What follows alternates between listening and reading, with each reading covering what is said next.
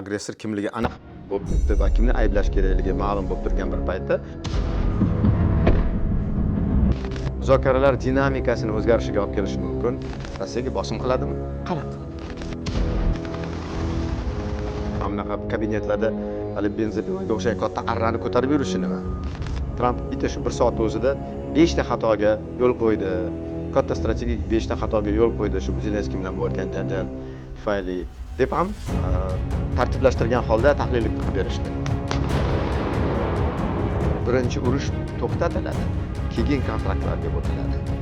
Zelenskiyni davlatini kafolatlamoqchi Tramp, to'g'rimi? Ana nega Rossiyani yo'qotish kerak?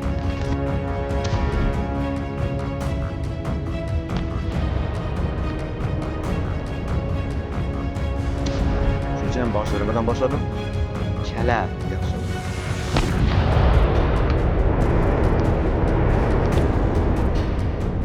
Oxiri ko'rinmayotgan Rossiya-Ukraina urushini hal qilish, uni tugatish bo'yicha AQSh va Rossiya davlat vakillari bir necha bor turli davlatlarda uchrashuvlar o'tkazmoqda. Lekin shunga qaramay bu urushni tugatish bo'yicha negadir yakuniy xulosalar va fikrlar bir joydan chiqmayapti. Eng qiziq joyi esa bunday uchrashuvlar urush bo'layotgan mamlakat, ya'ni Ukrainasiz o'tkazilmoqda. Urushni tinch holatda tugatish bo'yicha muzokaralar olib borilayotgan bir vaqtda Rossiya Sumiga katta hujum uyushtirdi. Davlat rahbarlari va hatto BMT ham Rossiyaning bu harakatini qoralab chiqdi. Paradigma o'zida bugun Rossiya Ukraina urushini tugatish bo'yicha muzokaralar va tomonlarning takliflari haqida gaplashamiz. Suhbatdoshimiz siyosatshunos Farhod Tolipov. Assalomu alaykum Farhod aka. Intervyuga vaqt ajratganingiz uchun rahmat. Rossiya Ukraina urushi mana 4 yildan buyon davom etib kelyapti. Hali tugagani yo'q, lekin mana shu bugungi kunga qadar Rossiya Ukraina urushini to'xtatish bo'yicha AQSh va Rossiya kelishuviga erishish maqsadida bir necha bor uchrashuvlar tashkil etdi. Hatto bugun ham belgilangan, ya'ni Fransiyada adashmasam, Rossiya va AQSh vakillari Rossiya Ukraina urush bo'yicha to'xtatishni kelishish, hali ham kelishish. Bunga nima sabab bo'lyapti? Ya'ni shuncha uchrashdi. Birinchisi o'sha Saudiya Arabistonda uchrashdi, undan keyin yana uchrashyapti va bizga ma'lum bo'lgan mamlakatlardagi uchrashuvlardan tashqari ular maxfiy tarzda ham uchrashyapti. Misol uchun Shveysariyadagi maxfiy uchrashuv aniqlandi. Nimani kelisha olmayapti ikki mamlakat? Endi tafsilotlar qanday bo'lgan, nimani kelisha olmayapti-yu, maxfiy darajada qanday jarayon kechyapti deyish albatta oson emas. Darvoqe maxfiy darajada ham uchrashuvlar, muzokaralar bo'layotganligi ham tabiiy, bu tarixda bo'lgan narsa. Hech qachon hamma narsa ochiq, oshkora bo'lavermaydi. Chunki bu urush degan narsa va nozik narsa, shuning uchun ham balki bu yerda har xil kuchlar, separat deymiz, muzokaralar olib boradi. Men o'zim shaxsiy bir taassurotim bularni mana shu muzokaralar boshlangan bir 2 oy bo'ldi, mana jarayonda kuzatib shunaqa bir xulosaga kelganmanki, men oxirgi paytda bitta soddagina so'zni qo'llayapman. Shu tahlilda, muzokaralarda, mulohazalarda hamkasblar bilan mana shunaqa davrlarda bu so'z chala degan so'z. Oddiy, sodda so'z. Ya'ni shu paytgacha men kuzatganlarim muzokaralar deymizmi, yana boshqacha xatti-harakatlar deymizmi, bayonotlar bo'ladimi, qaysi tomondan bo'lmasin, chala bo'lib tuyulyapti menga. Nomukammal chala bo'layotganligi uchun xulosam shuki, qanchalik chala bo'laversa, shunchalik davomiy bo'laveradi. Davom etaveradi. Bu muzokaralar bir natijasiz, samarasiz davom etaveradi. Chala deb nima demoqchiman? Jarayonlarda yondashuvlar ham, aytilayotgan tashabbuslar ham bir yoqlama, bir tomonlama, puxta o'ylanmagan, chuqur ishlov berilmagan bo'lib chiqyapti. Tashabbuslar, yondashuvlar hali aytganimdek. Masalan, olaylik-da, AQSh bilan Rossiya vakillari muzokaralar olib boryapti. Nima to'g'risida? Ukrainadagi olib borayotgan urush atrofida muzokaralar ketyapti, to'g'rimi? Ya'ni mana ayrim vakillar aytadi, o'sha AQSh prezidentining maxsus vakili bo'lsa, hozir Rossiya egallab turgan viloyatlarni olib qolib o'zida shu bilan to'xtatish mumkin, o'q otishlarni shunga kelishish mumkin deydi. Boshqasi esa aytadiki, bunga Ukraina rozi bo'lmaydi va baribir ertami kechmi bu hududlarni ozod qilish kerak, Rossiya chiqib ketish kerak bu hududlardan deydi. Manba desak ham bo'ladi, bu bitta AQShning o'zini vakillari har xil gaplar gapiryapti. Biri esa Rossiyani mana shuna hozirgi holatida qoniqtirib urushni to'xtatishni taklif etsa, boshqasi esa yo'q, bunga Ukraina baribir rozi bo'lmaydi deydi. Lekin nima ustida gap ketyapti? Ukrainani taqdiri to'g'risida gap ketyapti. Ukraina taqdirini kim qo'yibdi Amerika bilan Rossiyaga hal qilish? Ukrainasiz hal qilish. Shuni aynan aytmoqchiman. Ukraina axir suveren davlat-ku. Nima Ukraina mamlakat deb gapiringlar, orqasida maxfiymi yoki oshkorami uni taqdirini hal qilyapsizlar. Endi men biroz qo'pol nima deymiz, taqqoslash bo'lsa ham, albatta Xudo ko'rsatmasin deb aytishim kerak. Faraz qiling, o'zimizda shunday bir holatga tushib qoldik. Qandaydir bir tajovuz bo'ldi, yirik kuch davlat tajovuz qildi, ayrim bitta viloyatimizni ushlab turibdi urush natijasida. Ana o'sha davlat AQSh bilan deylik muzokaralar olib boryapti O'zbekistonni taqdiri to'g'risida. Yoqadimi bizga shu narsa? Albatta yoqmaydi. Bitta viloyatimizni berib yuborsanglar, berib yubora qolinglar Rossiyaga deb tursa bittasi, ikkinchisi yo'q, O'zbekiston bunga rozi bo'lmaydi desa, yoqadimi bizga? Albatta yo'q. Shuni ham hisobga olishimiz kerak-da. Ukrainani taqdirini Ukrainani o'zi hal qiladi. Ukraina xalqini o'zi hal qiladi. Kerak bo'lsa, u suveren davlat, xalqaro hamjamiyat, Birlashgan Millatlar Tashkiloti tan olgan davlat, kerak bo'lsa o'sha Rossiyani o'zi ham.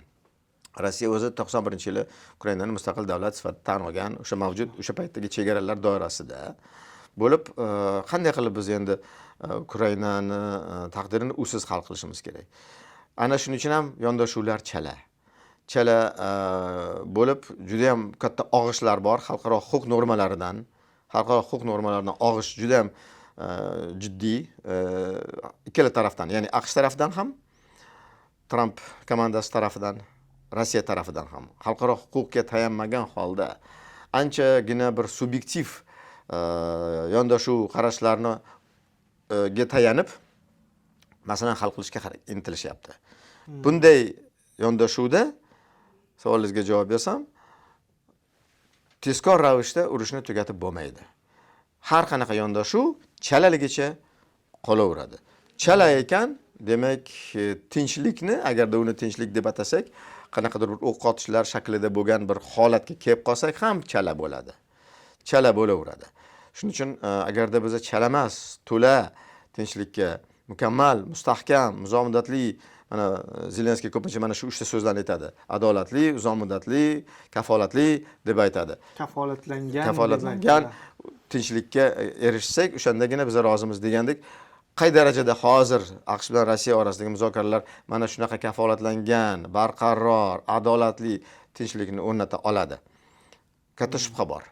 Ana shuning uchun ham qanchonki toki deylik, chala ekan yondashuvlar, demak, bu tinchlik uzoq muddatli bo'lmaydi, urush ham davom etaveradi va oxirgi aytmoqchi bo'lganim, hozir AQShning o'zida eng yuqori darajalarda, xususan kongressda ham jaranglayotgan fikrlar shu bo'ldiki, Rossiya tarafi bilan, rahbariyati bilan, xususan Putin bilan muzokaralar olib borish juda qiyin bo'lyapti.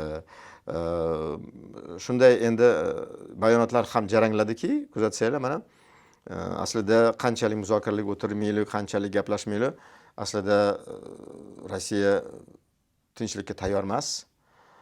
Urushni davom ettirishdan manfaatdor, cho'zishdan manfaatdor, aql bovar qilmaydigan shartlardan keyin yana yangi shartlar qo'yaveryapti, qo'yib yotibdi va bu nimadan dalolat beradi?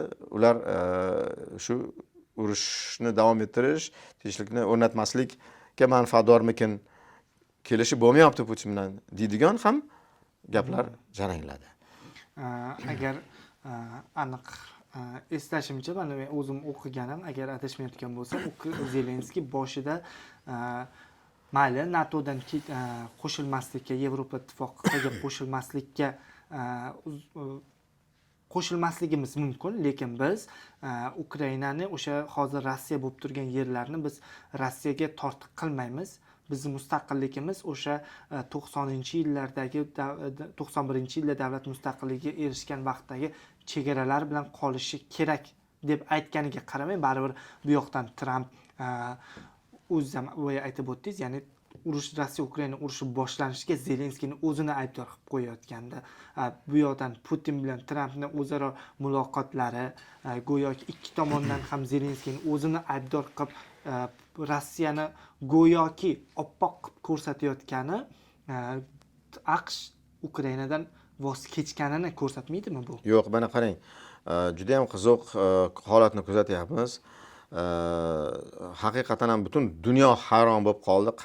Birinchi o'sha Zelenskiy bilan Tramp Oq uyda uchrashgandan keyin Trampni og'zidan chiqqan gaplar bu urushni aslida boshlanishiga Ukrainaning o'zi aybdor deganiga. Ya'ni butun dunyo hayron qoldi. Qanaqa qilib agressor kimligi aniq bo'lib turibdi va kimni ayblash kerakligi ma'lum bo'lib turgan bir paytda bu urushda jabrdiyda davlatda Ukrainani va Zelenskiyni ayblashga o'tdi. Qanday qilib bu jabr ko'rayotgan davlat hech qachon bosqinchilik qilmagan-ku Rossiya hududiga bo'lgan davlatni urushni boshlanishida ayblash mumkin. Rossiya-ku urushni boshlagan deb gapira boshlashgandan keyin Tramp mana shunaqa pozitsiyada qaysidir vaqt turib shu gapini qaytaraverib oxir-oqibat Ukrainani mana shu noto'g'ri talqin qilayotganligi, ataylabmi yo bilmagan holdami, vaziyatni umuman idrok eta olmayotgan bir insonmi bo'libmi, har holda hattoki AQShning o'zida ham e'tirozlar kuchaygan sari oxirgi kunlarda kuzatdik, uni ham pozitsiyasi o'zgara boshladi. Endi faqatgina yakka tarzda Zelenskiyni ayblamayapti. Oxirgi bayonotlarida Tramp 3 ta odamni ayblayapti. Bilmadim, keyingi etapda yana 4 ta bo'lib ketadimi, 5 ta bo'lib ketadimi de. Qarang kimni ayblayapti mana shu boshlangan urushda. Birinchi o'ringa Rossiyani qo'ydi. Ikkinchi o'ringa Baydenni qo'ydi. Nimagadir Bayden ham aybdor ekan. Uchinchi o'ringa Zelenskiyni qo'ydi. Zelenskiy baribir aybdor ekan. Lekin mana shu har holda bitta emas, 3 ta bo'libdi aybdorlar urushni boshlaganiga Putin, Bayden va Zelenskiy.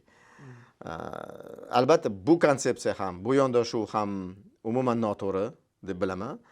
Xuddi oldingisidek faqatgina Ukrainani ayblash bu ham noto'g'ri yondashuv. Har holda demoqchiman, hali nima deymiz o'zbekchasiga qilib gapirganda, shunisiga ham shukr. Bitta davlat ayblamayapti-yu, har holda Rossiyani ham ayblashga o'tdi-yu, uni ham aybini ko'ribdi-ku deb ham hazillashamiz. Mana shu transformatsiya, uning aqlidagi transformatsiya bo'lganini o'zi hozir sekin-sekin vaziyatni o'zini o'zgarishiga ham olib kelishi mumkin. Muzokaralar dinamikasini o'zgarishiga olib kelishi mumkin. Kim biladi, balki hozir Rossiya borgan sari keskinlashtirayotganligi Ukrainadagi urushini, Sumidagi masalan vaziyatni olib ko'raylik. Mana shu unga nisbatan aybnomalar ham aytilgani uchunmikin deb aytyapman. Rossiyani ham ayblashga o'tdi oxiri Tramp. Javoban mana Rossiya o'zini kuchini yana xuddi bir ko'rsatayotganday bo'lib o'tdi. Demak, har holda dinamika o'zgardi. Trampni leksikoni, ya'ni tilidan chiqayotgan gaplar ham modifikatsiya bo'ldi, o'zgardi va bu oxirgi o'zgarish ham emasdir. Balki yana yaqin kunlarda yana boshqacha o'zgarishlarga o'tar va oxir-oqibat balki haqiqatga ham erishar. Faqatgina yakka Rossiyani ayblashgacha ham yetib borar. Bitta davlat qolar. Balki bitta davlat qolar, chunki u faqatgina o'zini bir tafakkuri kabi vaziyatni oxir-oqibat oqni qoradan ajratadigan darajaga o'tayotganidan ham emas. AQShning o'zida, uni atrofida, kongressda bo'layotgan jarayon ham ta'sirida bo'lyapti.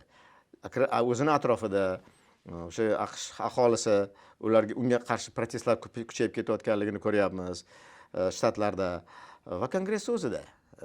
Bu ham ta'sir qilsa kerak mana shu bir tomondan Trampni o'zini so'zlariga, gaplariga va pirovarda natijada AQShni siyosatiga. Yuqorida men Zelenskiyni Oq uyga tashrifini aytib o'tdingiz. O'sha tashrifda barchamizga ma'lum, ikki mamlakat prezidenti urushib qoldi va aynan forma, ya'ni diplomatik forma masalasida, ya'ni kiyim masalasida. Lekin Saudiya Arabistoni Oq uyga tashrif buyurganda u ham diplomatik formada emas edi, u arablarning o'zini milliy kiyimida borgan edi. Kerak bo'lsa shippagida ham yuradi ular. Hazil ham chiqdi. U mehmonga nisbatan bunaqa hurmatsizlik bildirib, forming nima unaqa deyish u yoqda tursin. O'zini Oq uyda uni o'ng qo'li bo'lmish Elon Musk futbolkada yurishi nima unda bo'lmasa? Futbolka yetmaganda o'zini kichkina bolasini Oq uyga olib kirib yurgani nima? yoki rasmiy doiralarda, rasmiy mana bunaqa kabinetlarda hali benzopilaga o'xshagan katta arrani ko'tarib yurishi nima deb ham bir xil shuni kulgiga olishdi. Elon Muskni o'ziniga qaragin, qanaqa yurayotganligini, keyin boshqalarga qaragin degan bir ishoralar ham jarangladi. Qolaversa, men jiddiy, endi bu hazilmi, boshqami, kulishmi, jiddiy tahlilchilar AQShni, mana o'zimizdan hamkasblar, AQSh analitiklari, men ko'rganim, taniqli olimlar, siyosatshunoslar mana shu Oq uyda bo'lgan janjal, ya'ni Zelenskiy bilan Tramp orasidagi bo'lgan janjalni oqilona baholagan holda, men eslasam, mana hozir Tramp bitta shu 1 soat o'zida 5 ta xatoga yo'l qo'ydi. Katta strategik 5 ta xatoga yo'l qo'ydi shu Zelenskiy bilan bo'layotgan janjal tufayli deb ham tartiblashtirgan holda tahlil qilib berishdi. Qanchalik Tramp juda katta xato qildi deb. O'sha kiyimiga bo'lgan gaplaridan boshlab, Zelenskiyni formasiga, tashqi ko'rinishiga to strategik darajadagi xato qilib, go'yoki qarangki Zelenskiy Trampning gapiga qo'shilmayotgan ekan. Demak, Zelenskiy shunaqa gapirdi-yu, Tramp 3-jahon urushini boshlab yuborishi mumkin. Sen 3-jahon urushini boshlab yuborishing mumkin degan gaplarni yuziga qarab gapirdi. Bu nafaqat juda qattiq aybnoma, 3-jahon urushini Zelenskiy boshlayotganmish-da, balki haqoratli hamdir-da. Mana shularni tasniflashtirib yig'gan holda tahlilchi mana shu 5 ta xato qildi Tramp deb. Shu 5-larmi, 4-lar, masalan, yana bir misol keltiray. Rossiyani tarafini nimaga olyapti o'zi aslida? Nima foyda ko'radi? Axir u foyda ko'rish-ku asosiy maqsadi. Foyda, deal deymiz-ku. Qandaydir bir kontraktlar, uni Tramp pul bilan gaplashadi. Pul tilida gapirishadi, foyda tilida gapirishadi. Uni boshqaruvchi g'oya mana shu mafkurada.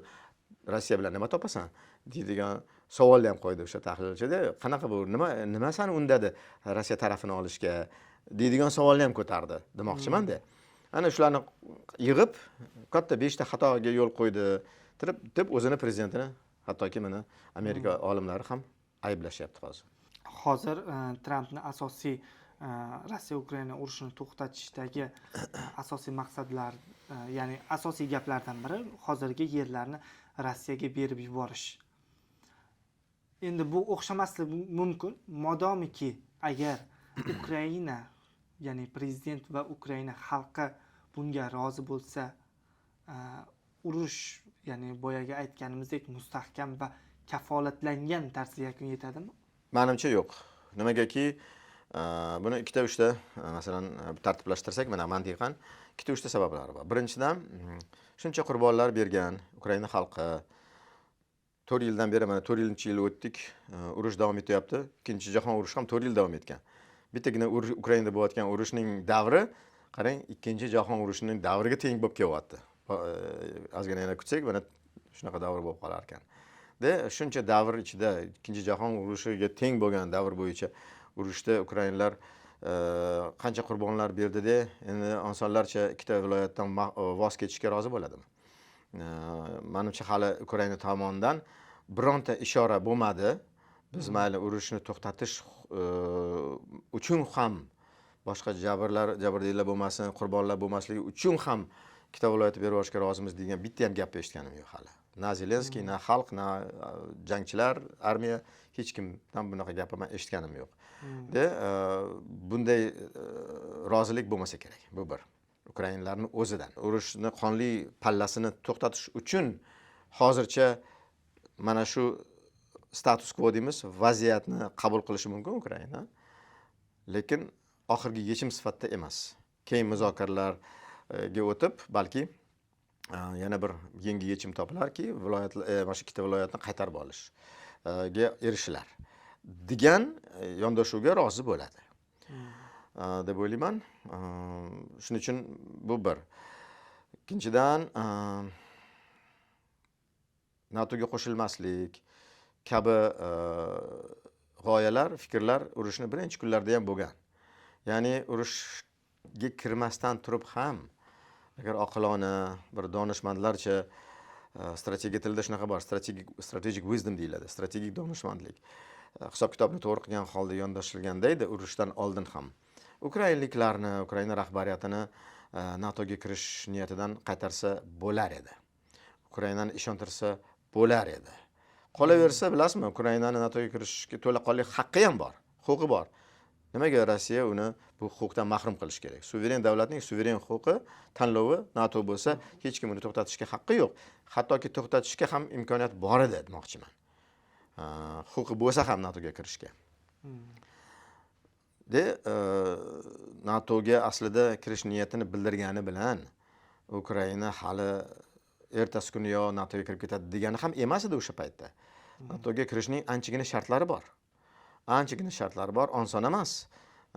Harbiy siyosiy tashkilotga a'zo bo'lish.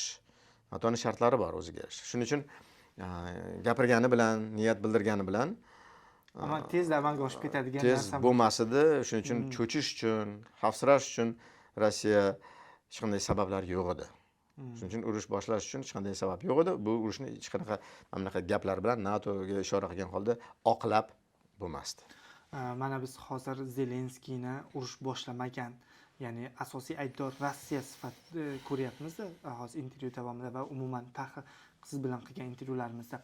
Lekin Ukrainani ichidagi muxolifat vakillari bunday demayapti, ya'ni bunday qaramayapti. Bu urushni boshlashda xuddiki Tramp tomonidan bu urush Zelenskiy boshladi.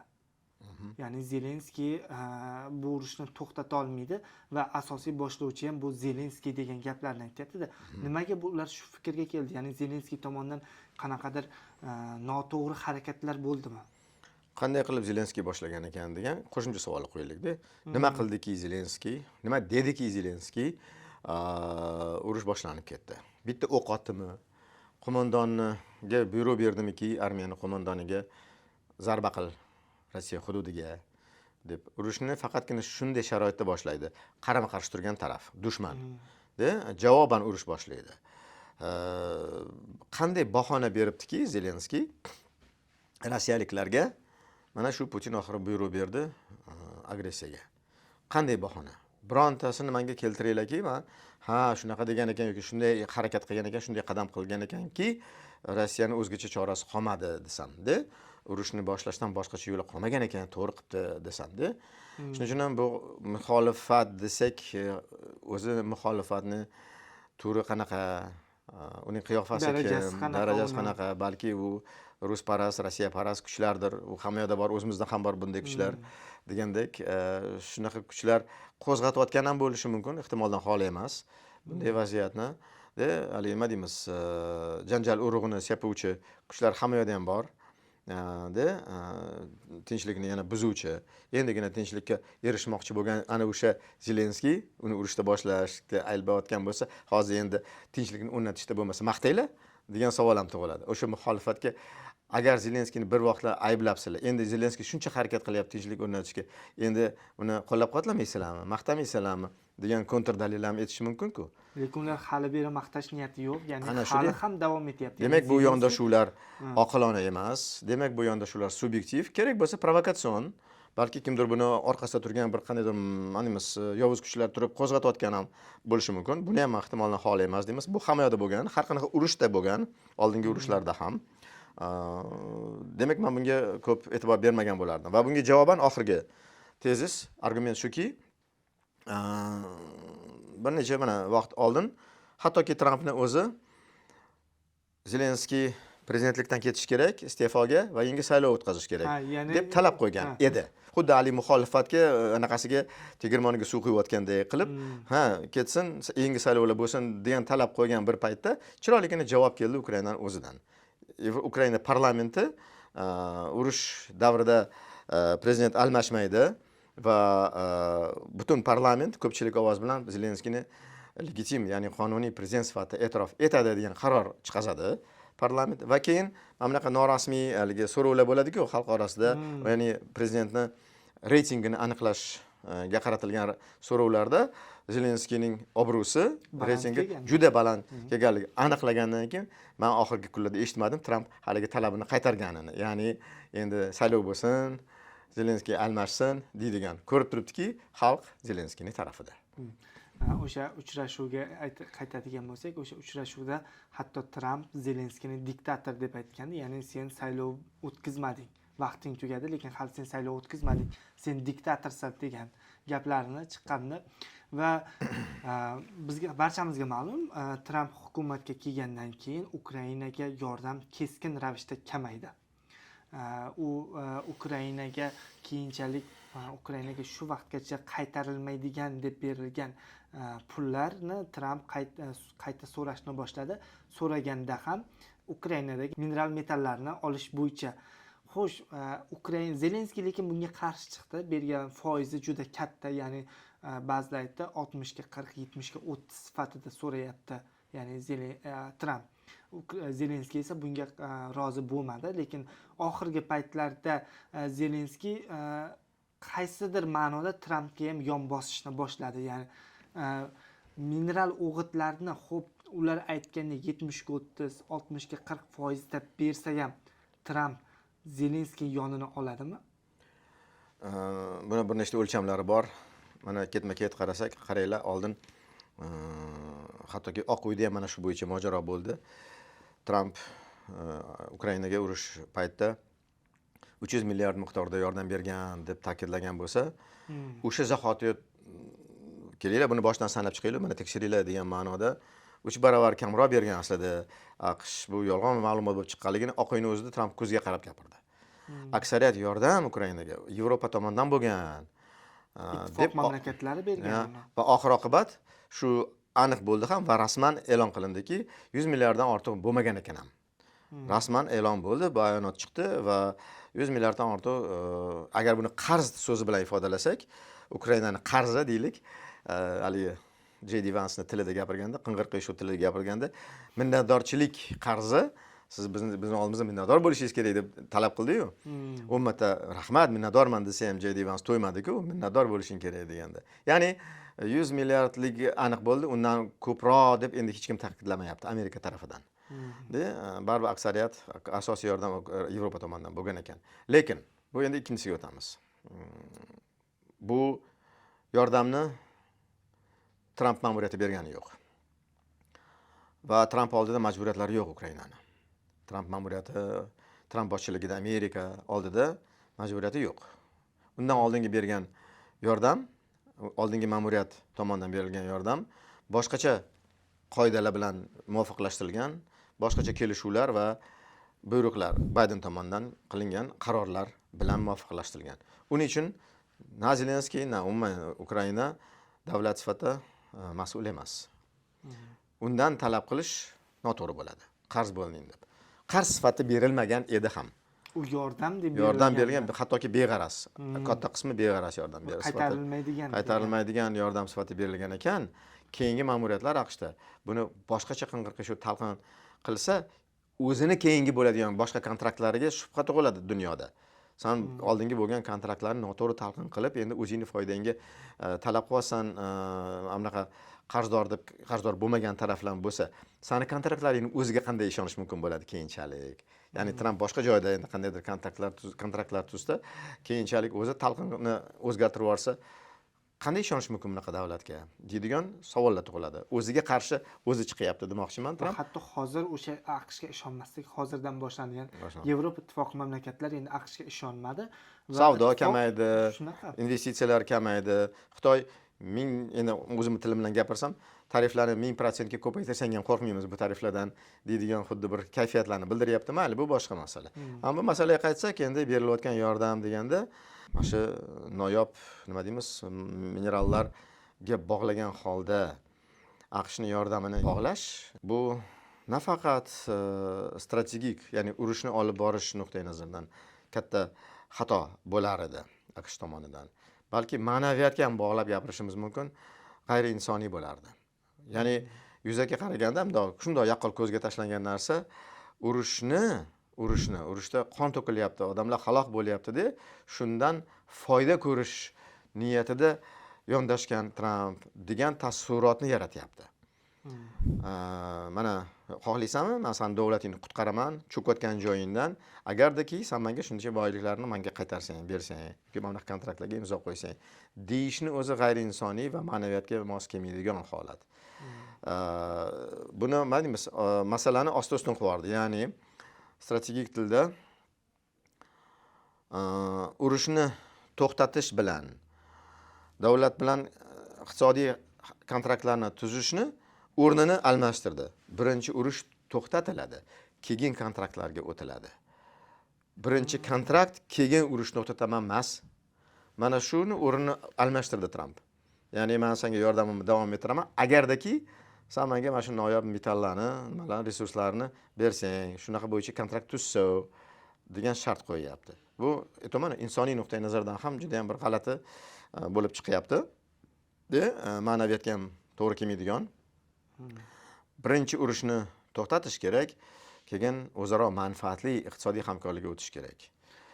Ukraina agarda unida mana shunaqa noyob metallar bor ekan, shunday resurslar bor ekan, uni oqilona o'zini foydasiga ham va boshqa taraf investorlar tomonidan kelayotgan o'sha vakillarga ham foydali bo'lishdan manfaatdor-ku. Ukraina buni yo'q, meniki bo'lib sandiqqa tiqib qo'yaman, sotmayman demayapti-ku. Uni ham keyinchalik hal qilinadi. Bu Ukrainani keyingi bo'ladigan iqtisodiy manfaatlariga juda mos keladi. Kontraktlar bo'ladi, lekin bog'lash, minerallarni urushga bog'lash menimcha ham strategik, hali yuqorida aytganimdek, ham ma'naviy nuqtai nazardan juda katta xato bo'ladi. Nima bo'lib, misol uchun, balki qaysidir ma'noda, balki g'arbdan quyosh chiqib, Zelenskiy mineral resurslarni Trampga o'zi aytgan ta'riflarday berishga rozi bo'lsa ham, Tramp Zelenskiyning yonini olib chiqadimi? Ya'ni qaysidir ma'noda Zelenskiy haq, ya'ni hozir aytayotganda urushni Zelenskiy boshladi emas, urushni Rossiya boshladi qaysidir ma'noda deb aytib chiqa oladi deb ishonsak bo'ladimi? Ya'ni shu ma'noda. Mayli qanchalik g'ayriinsoniy, ma'naviyatga to'g'ri kelmaydigan yondashuv bo'lsa-da, endi haligi yaxshi ko'radi-yu, nima deyishni, Trampning tilida gapirganda, karta qanaqa, kimning qo'lida qanday kartalar bor deganda, yoki boshqacha tilda gapirganda, sportiv tilda gapirganda, Koptov kimning qo'lida o'tdi deb, endi san navbatingni tashlash deganda edi Koptovni. Karta endi kartasini ko'rsatdi, Zelenskiy bo'ladi. Men roziman desa, endi Koptovni qanday o'tadi Tramp? O'zingni tilingda gapirdik, kartani berdik, ochib berdik. Sani qo'lingda endi qanday kartalar bor deb o'ziga endi qaytarishimiz mumkin.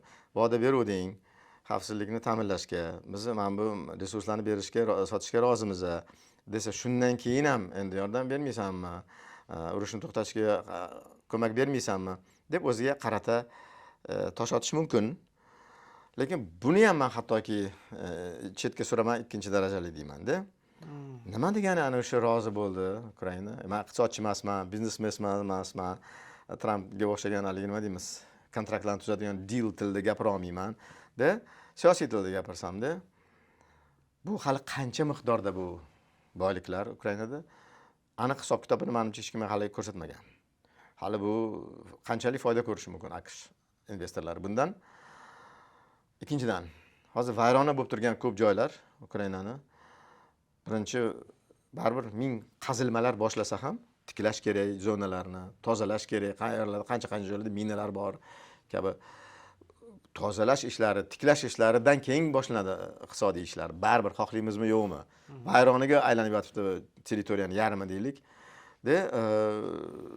Hali beri demoqchiman, bu ishlar boshlanib ham ketmaydi. Qolaversa, baribir mana Rossiya tomonidan hujumlar to'xtamayapti. Qanday qilib to'xtata oladi Tramp bu hujumlarni? Men Ukraina prezidenti rozi bo'lsa ham hali kontraktlarga hujumni to'xtatish kerak-ku. Demak, Tramp rozi bo'ldi. Ana Ukraina rozi bo'lyapti-yu, endi Tramp ham rozi bo'ldi deylik. Bo'ldi, men endi kafolatlayman xavfsizligingni deydigan tilga o'tsak endi. Ana bu ssenariyni ham o'ylaylik. Qanaqa qilib? Rossiyaga bosim qiladimi?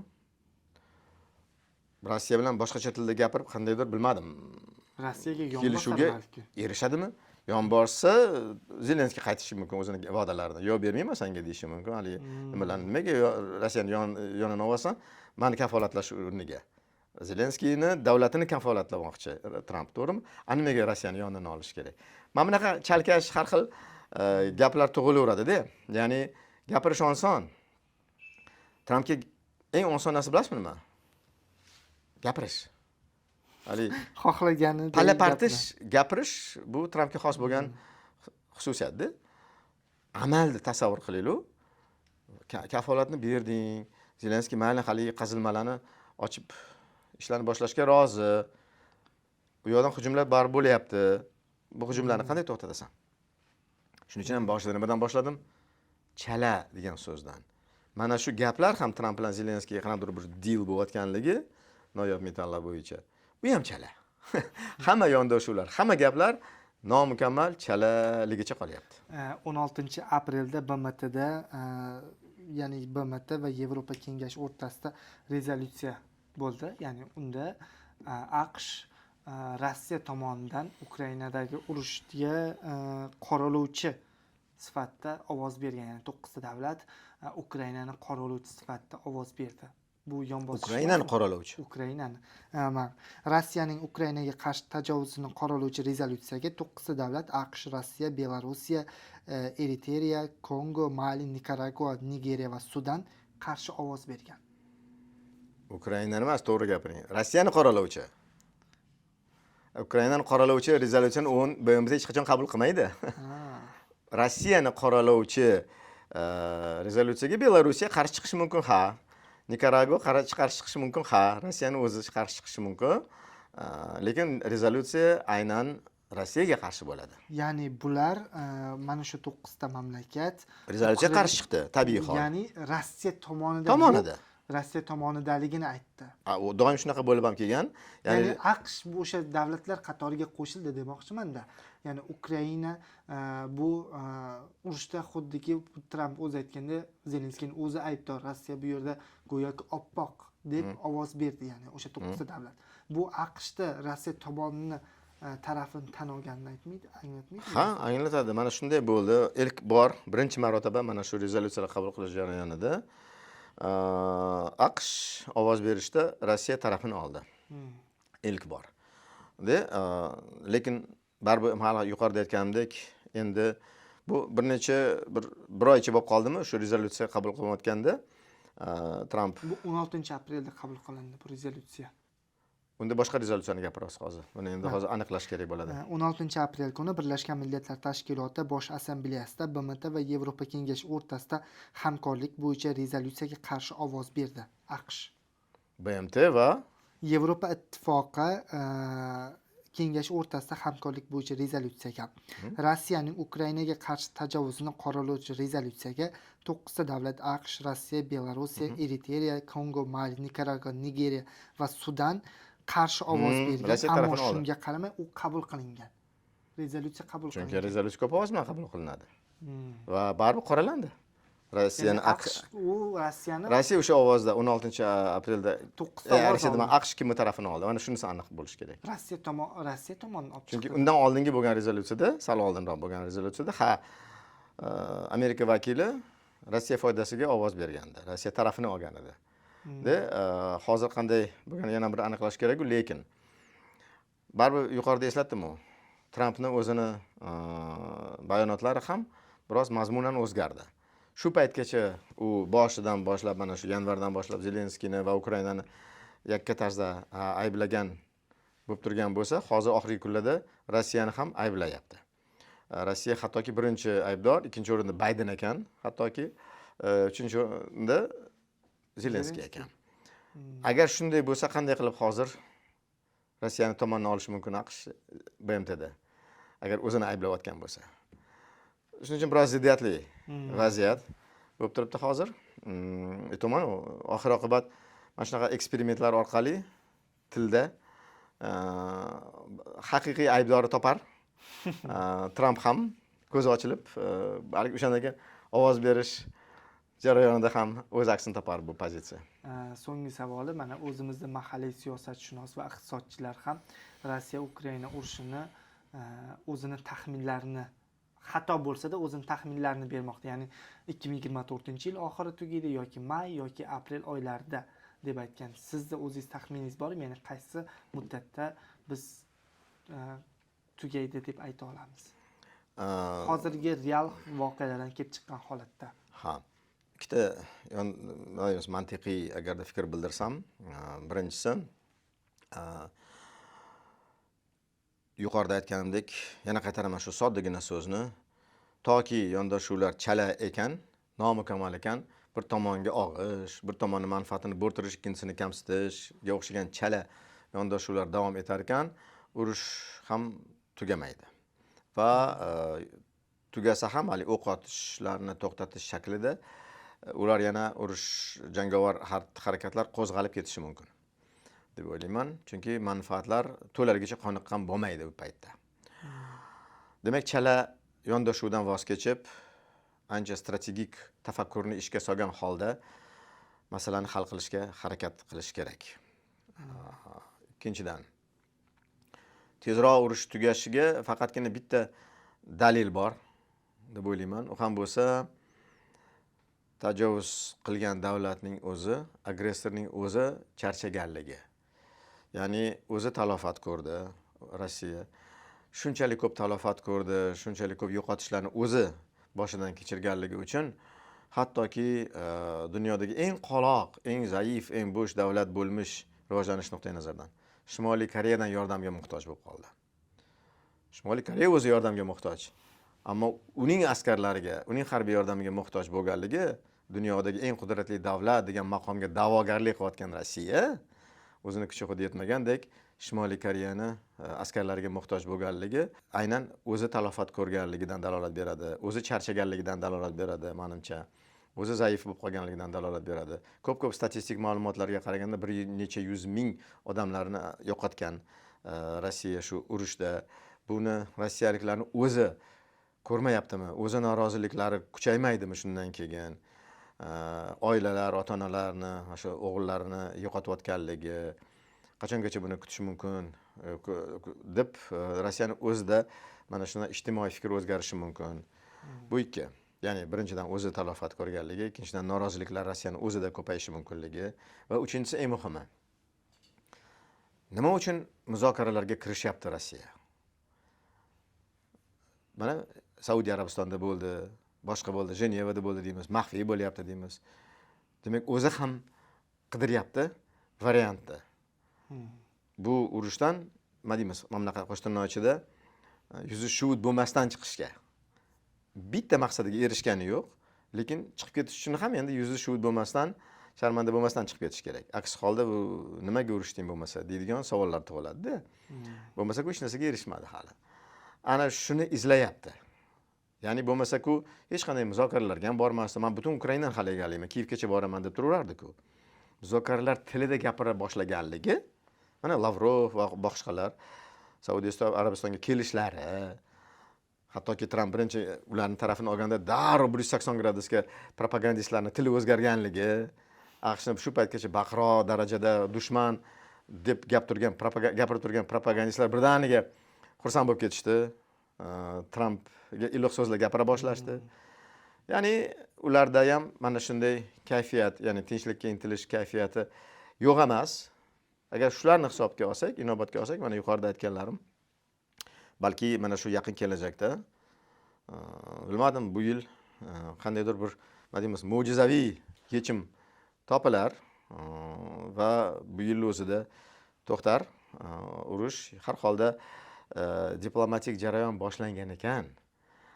Tramp qanchalik o'zgaruvchan bo'lmasin, qanchalik g'alati o'zini tutmasin, butkul endi bu jarayondan o'zini olib chiqib keta olmaydi. Hali botqoqqa kirding, endi botqoqdan chiqib keta olmaysan degandek, baribir muzokaralarni endi o'zi ham Tramp davom ettirishga majbur. Aks holda uni saylovchilar kuzatib turibdi. Sen va'da bergansan Ukrainani urushini to'xtatishga deb kirishdi bu jarayonga. Bo'ldi. Endi bundan orqaga qaytish yo'q. Tramp uchun bir nima topish kerak. Mo'jizaviy deylik, yechimini topish kerak. Mana shularni hisobga olsak, agar umid qilamiz, bilmadim, bu yil balki jiddiy bir tinchlik tomon burilish sodir bo'lar. Intervyuga vaqt ajratganingiz uchun rahmat.